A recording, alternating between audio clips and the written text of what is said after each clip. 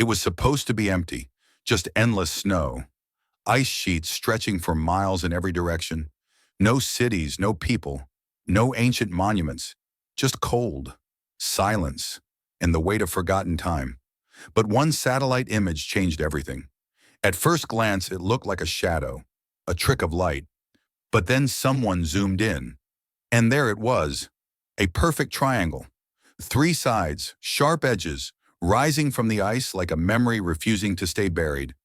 This wasn't the kind of thing nature leaves behind. It looked built. The photos started to spread online, quietly at first. A few researchers, amateur explorers, armchair archaeologists. They all saw the same thing. "Is this a pyramid?" they asked. But no one answered. Some said it was just a mountain, just a ridge shaped by wind and time. But others weren't so sure, because there weren't just one of these shapes. There were three, all in a line, all with angles too clean, too precise, too familiar. It mirrored something we'd seen before, in Egypt, in Mexico, in ancient sites around the world, but not in Antarctica. That's where the question started. What was a pyramid doing in the coldest place on Earth? And more importantly, who built it? Because here's the thing about Antarctica. It wasn't always frozen. Thousands of years ago, long before recorded history, parts of Antarctica were warm, even green. Scientists have confirmed this. Fossilized leaves, microbes, evidence of flowing water. So, what if someone lived there? What if that pyramid wasn't an accident of nature, but a relic of a forgotten civilization? Some believe it's possible. In fact, some believe it's probable, because this isn't the only strange thing found on the frozen continent. There are ancient maps, drawn centuries before Antarctica was even discovered, that show the land without ice. There are radar scans showing deep, hollow structures far beneath the snow. And there are documents now buried in archives that mention expeditions that never came back. But whenever someone tries to ask questions, the same thing happens. The story disappears, the images go offline, the research is dismissed, the voices go quiet, and the pyramid? It stays frozen in mystery. Why? Why would anyone want to hide a discovery like this? If it's just a rock, why so much silence? Some think it would rewrite everything. Our timelines, our history books, our understanding of who we are and where we came from. Because if there really is a man-made pyramid buried in Antarctica, it means civilization is far older and far more advanced than we were ever told. It means we've forgotten something. Or maybe someone wants us to forget. Think about it. All of our history, our monuments, our myths, our religions, they point to warm lands, desert kingdoms, sunlit empires. But what if the cold holds secrets just as powerful? What if beneath the ice lies a story so old, so unbelievable, that it had to be buried? Not just by snow, but by silence. We've always been drawn to pyramids. They pull at us. Their shape, their symmetry, their mystery. We've studied them for centuries, and yet we still don't fully understand why they were built or how. So if another one exists, hidden where no one thought to look, then maybe it's time we look deeper. Because this isn't just a question about Antarctica. It's a question about us. Who built it? What did they know? And why did they vanish?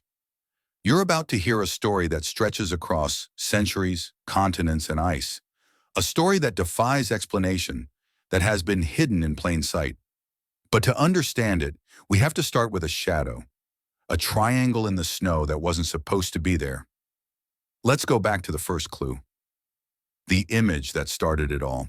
It started with a click. Just someone scrolling through Google Earth, zooming over the endless white of Antarctica. Nothing unusual, just the soft texture of snow, the gray smudges of frozen ridges, and the silence of a place untouched by time. But then, something caught the eye. It wasn't a glacier. It wasn't a crack in the ice. It was a shape. Too clean, too sharp to be a mistake. A triangle, not rounded, not jagged, but crisp, straight, intentional.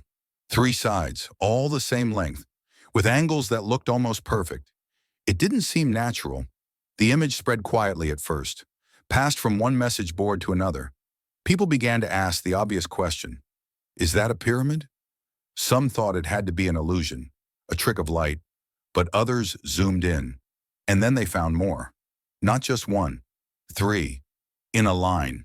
Just like the pyramids at Giza, just like Teotihuacan, just like ancient sites scattered across the world, built by civilizations who had never met, but somehow shared the same blueprint. That's when things started getting strange. Some tried to explain it away. Geologists said it was a nunatak, a mountain that pokes through glacial ice. And sure, Antarctica has those, but not like this. These weren't random formations. These weren't soft hills shaped by wind. They had symmetry, edges, geometry, purpose. And the more researchers looked at the satellite images, the more questions they found. Because natural erosion, no matter how long it works, doesn't carve triangles. It doesn't cut at right angles. It doesn't line up structures across miles like an architect with a ruler. Nature is messy, uneven. But this looked designed. One curious explorer measured the sides. Each one came close to matching the base of the Great Pyramid of Egypt. And the height? Proportional, massive, towering from the ice like a memory refusing to stay buried. Still, the official voices stayed quiet, or dismissive. They called it pareidolia, the brain seeing patterns where none exist, like finding faces in clouds, like hearing voices in noise. But that explanation didn't sit well with everyone, especially when the images started disappearing. Because somewhere between the first discovery and the growing curiosity, the satellite pictures changed. Some were blurred, some were darker, some vanished entirely, and not just on one map, across platforms, as if someone didn't want people looking too closely. Why? Why erase a rock if it's just a rock? Why blur something if it's just ice? The deeper people dug, the more confusing it became. Some claimed to have downloaded the original high-res files, and those showed detail that newer versions no longer had. Clear lines, shadow gradients, structures beneath the snow, almost like stair steps frozen in time. Others pointed to thermal scans, strange heat signatures pulsing from beneath the surface. How could anything warm exist in temperatures that freeze steel? But instead of answers, they got silence. No official statements, no studies, just theories. Some said the ice is thinner in that area, that maybe something ancient lies just below the crust. Others said it wasn't built by humans, but before them. And then there are those who believe this is just the tip of something far larger. An entire network of hidden structures beneath the continent. Buried cities, frozen tunnels, relics of a lost world. Is it possible? Well, I could think about this. Antarctica is over 5 million square miles. That's more than all of Europe. And yet 98% of it has never been explored beneath the ice. We only see what breaks through the top. What else is down there? And if these pyramid shapes are real, if they're not tricks of light or nature, then who built them? Because we weren't supposed to be there. Our species wasn't meant to survive in that cold. No one could have built anything there, unless Antarctica used to be very different. And here's the strange thing. There are ancient maps that show it. Maps drawn centuries ago, before satellites, before exploration, that show Antarctica without ice, with mountains, with coastlines, with detail no one was supposed to know. So maybe someone did live there, and maybe they left behind more than we ever imagined. The pyramids might be just the beginning, because as we'll soon discover, this isn't the only time Antarctica's secrets have tried to break through the snow. There are tunnels, there are magnetic anomalies, and there are stories, long denied, that say someone found something beneath the ice and they never came back. Let's go deeper. They told us Antarctica was empty, just wind, ice, silence. But that's not what the radar says. In 2002, something strange happened. An international research team ran advanced ground-penetrating radar across the ice sheets. What they found didn't make sense. Beneath a mile of frozen layers, There were shapes, not random ones, not scattered debris or rocks, but long corridors, chamber-like hollows, perfectly aligned patterns deep underground, like something was built down there. But what? No official answer came, just silence. And then, sudden restrictions. Sections of Antarctica that were once open to researchers were quietly closed off. Entire zones marked off-limits. Military aircraft rerouted, satellite images blurred or blacked out, all for an empty continent. It raised questions. And then, whispers began. Some from within scientific circles, some from insiders claiming they had seen the data before it was buried. One voice, a former technician on an international science base, said he saw early scans before they were pulled from the server.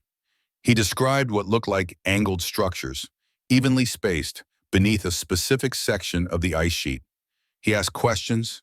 He was told not to speak about it again. Another, a whistleblower from a European geological team, claimed they had access to preliminary architectural blueprints. Not from modern construction, but from something ancient. Blueprints that weren't man-made in any recognizable form. He said the rooms had geometry that was alien to us. Not square, not circular, but sharp, yet flowing. Like the builders used a logic we don't understand. Of course, without documents, it was just talk, rumors, theories. But then, expeditions started going quiet. Some were canceled with no explanation. Others were reorganized last minute. In one case, a private research team claimed they were told to turn back after crossing into a protected scientific zone. They weren't allowed to say why, but here's where things get even more suspicious. Why would Antarctica need protected zones that even scientists couldn't access? There's no civilian population, no cities, just ice, rocks, weather stations. So what are they protecting? Some believe it's not what's on the surface that matters, but what's beneath. According to declassified Cold War-era documents, both the US and Soviet Union had active listening posts on the southern continent, not just for weather monitoring, but for seismic activity. They were listening for something, not earthquakes, but movement, as if they were trying to track something underneath the continent, something that didn't fit natural patterns. Then came the claims about temperature anomalies. In 2008, a satellite scan revealed areas of warmth beneath the ice, in places that should have been absolutely frozen. Not just one pocket, but multiple. Could geothermal activity explain it? Maybe, but geothermal warmth doesn't typically form in straight lines. And it doesn't come with magnetic interference, because that's the next piece. In the same regions where warmth was found, compass equipment began to act strangely. Machines failed. Communication signals dropped, as if something was interfering with the instruments. Some said it was the magnetic South Pole shifting, but others believed it was something else. Structures that didn't belong. Energy sources we don't understand. Signals coming from below. A leaked transcript from a private contractor working with a European geological firm mentioned reflections inconsistent with rock or ice. When asked what that meant, he replied, "They're hollow, they're metal, and they're not ours." And then silence. His name was redacted. The firm denied involvement, but the pattern continued. In 2013, an unmarked aircraft was spotted by an independent expedition, flying low over a restricted region with no official flight log. Not military, not civilian, no tail number, no answers, and always the same message. Don't go there. Don't ask. But people keep asking, because the ice doesn't lie. It covers. It hides. But it also preserves. And when something is buried for thousands of years, ice remembers. So what's buried beneath Antarctica? Is it an ancient city? A forgotten civilization? Something not human? Or is it a secret so big, governments would rather shut it off from the world than let us see the truth? One thing is certain, you don't ban access to nothing. You don't classify radar scans unless they show something. And you don't erase expedition data unless what was found shouldn't have been found. The ice is holding on to something, and it's trying to tell us. In 1513, a man named Piri Reis drew a map. He was an Ottoman admiral, a skilled cartographer, and his work should have been just another record of old world coastlines. But it wasn't, Because there, at the very bottom of the map, was something impossible. A detailed outline of Antarctica. But not the Antarctica we know today, not covered in ice. No, this version showed land, mountains, rivers, a coastline free of snow. But Antarctica wasn't officially discovered until 1820, and no one, not even the most advanced explorers of the 16th century, could have mapped a frozen continent hidden beneath miles of ice. So how did he do it? Peary Race himself wrote a note on the map's edge. He said he didn't draw it from scratch. He compiled it using older charts, ancient sea maps passed down through unknown hands. Some of those charts, he said, were from the time of Alexander the Great. But how old were they really? Some believe they go back even further, to a time before the last ice age when Antarctica may have been ice-free. That would make the original source thousands of years older than any known civilization. And that's where the mystery begins. Because geologists today confirm that the last time Antarctica was mostly ice-free was at least 6,000 years ago, maybe more. Yet here's a map made in 1513, based on even older maps, that somehow knew what was under the ice. How is that possible? In 1960, the U.S. Air Force studied the Peary Race map. They compared it to modern seismic surveys of Antarctica, and what they found shook them. The map's outline of the continent's coast, beneath the ice, was strikingly accurate. The implications were enormous. Either Peary Race had access to satellite technology hundreds of years early, or he inherited knowledge from a civilization we no longer remember. A civilization that could chart the Earth with precision, even the hidden parts. That idea scared people, because it challenged the entire timeline we've been taught. If Antarctica was once explored, if it was once warm and habitable, who lived there? And why did they vanish? But the Peary Race map isn't alone. Other ancient maps, like the Orontius Phineas map from 1531 and the Buachi map from 1737, also show Antarctica without ice. And they show it as a land with rivers, inlets, and mountain ranges, not the icy wasteland we see today. Each time the same question appears: how did they know? And why was this knowledge forgotten?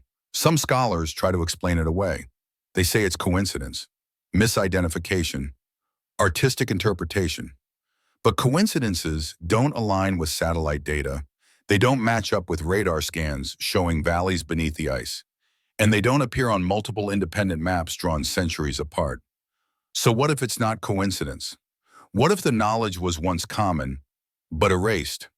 There are stories scattered across ancient cultures of great floods, sudden freezes, and civilizations lost beneath water or ice.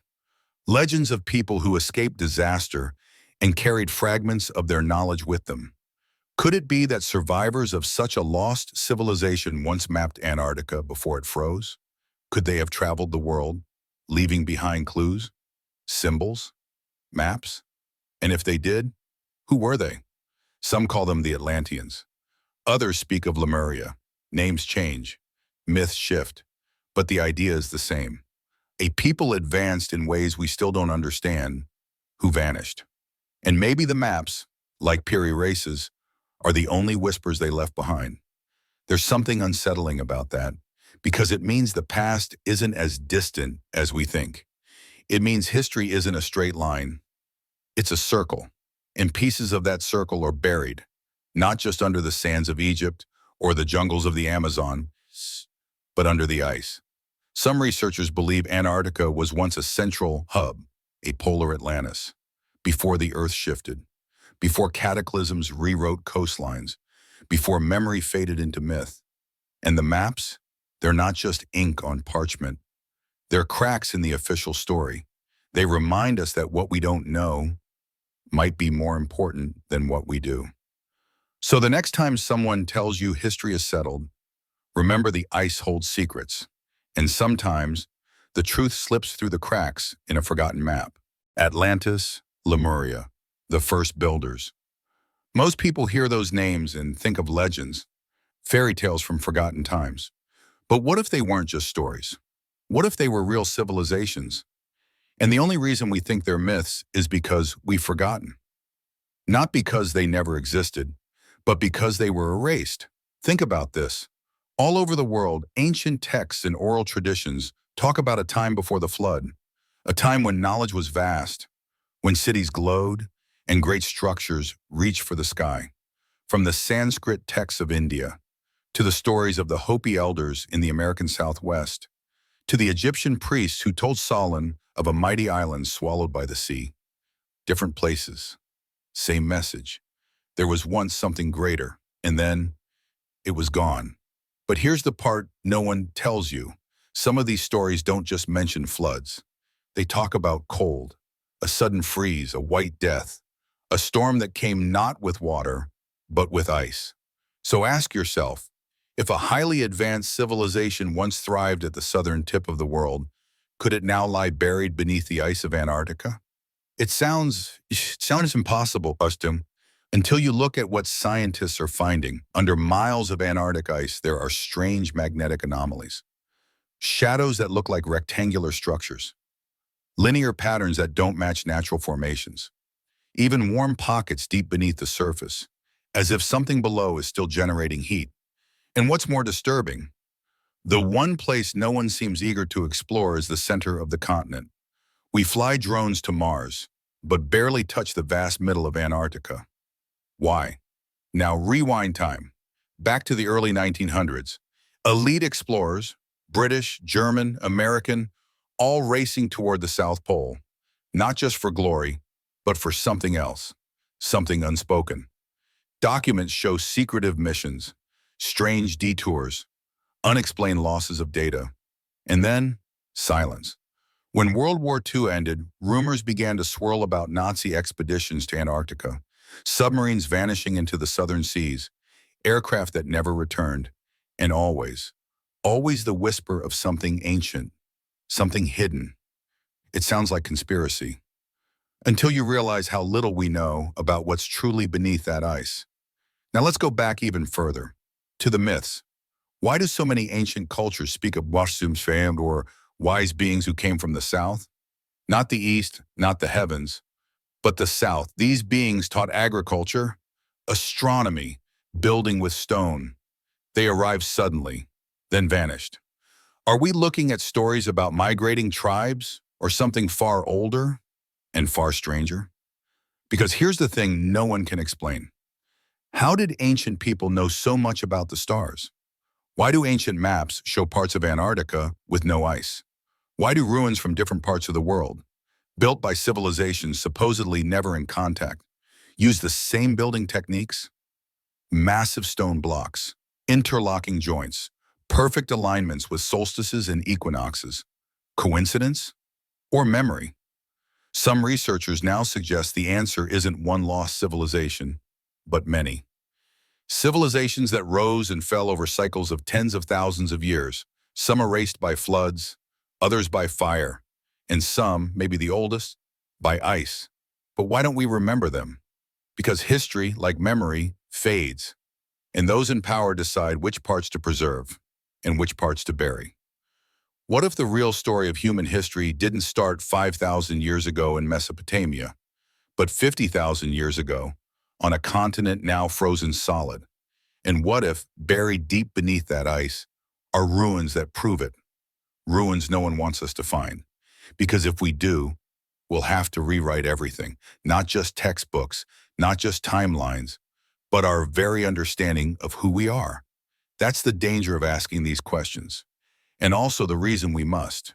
Because somewhere beneath the ice, beneath the myths, beneath the silence, the truth waits. It started with one of the largest military operations ever launched during peacetime. In 1946, just after World War II, the United States sent over 4,000 troops, 13 ships, aircraft carriers, and dozens of planes to the frozen edge of Antarctica. They called it Operation High Jump. Officially, it was for scientific research. But does that sound like science to you? Why send warships, submarines, fighter planes, and battle-ready soldiers to a land of ice and penguins? Why the rush? Why the urgency? Something doesn't add up. At the center of it all was Rear Admiral Richard E. Byrd, one of America's most experienced polar explorers, a man who had already flown over both poles, a national hero, a decorated pilot, a man the world trusted. But after this expedition, something changed. According to reports and interviews that only surfaced years later, Admiral Byrd claimed he saw something deep inside Antarctica, something unnatural, something impossible, flying machines that moved at speeds beyond any known technology, crafts that turned sharply without sound, objects that hovered, pulsed, then vanished. And this wasn't the usual UFO story told by civilians in the woods.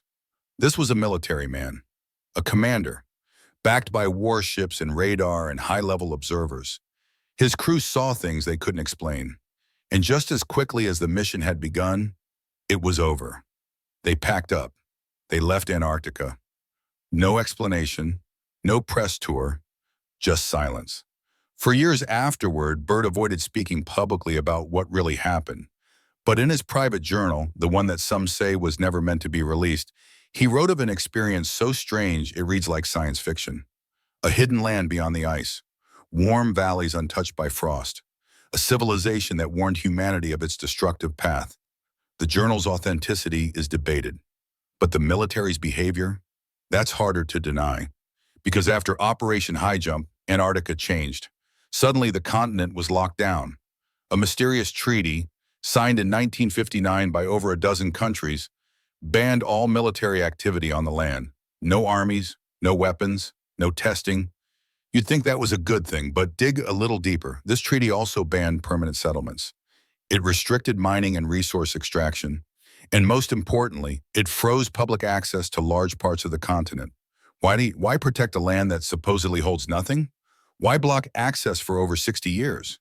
And how did all these rival nations, Cold War enemies like the US and the Soviet Union, suddenly agree to share Antarctica with zero conflict? It's one of the only peaceful global agreements in modern history. Doesn't that strike you as strange? The one place no one can own just happens to be the place we know the least about? And when explorers, journalists, or researchers try to go off course, when they get too close to the center, they're stopped, rerouted, threatened, silenced. What's out there? A base? A technology we're not allowed to see? Or something even older? A ruin? A gate? A buried memory that threatens the story we've all been told? Some researchers believe Operation High Jump wasn't a failed science mission. It was a confrontation. They believe Byrd's team encountered something. And the silence that followed was an agreement, not with other nations, but with something else. Because if they had found a lost civilization or a force capable of downing military aircraft, it would change everything. Religion, history, power. So instead, the world was told nothing. Antarctica became a blank spot on the map. No cities, no people, no past. But if there's truly nothing to hide, why so much effort to keep us away? Maybe this was never just about a pyramid. Maybe the shape, the location, the mystery was only the surface. Because what lies beneath the ice of Antarctica might be more than stone.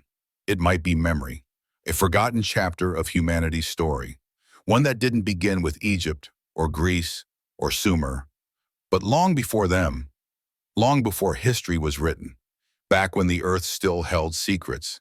And maybe it still does. Because here's the question no one can answer. If a civilization once existed in Antarctica before it froze, where did they go? Did they die when the cold came? Did they flee? Or did they leave something behind, waiting to be found?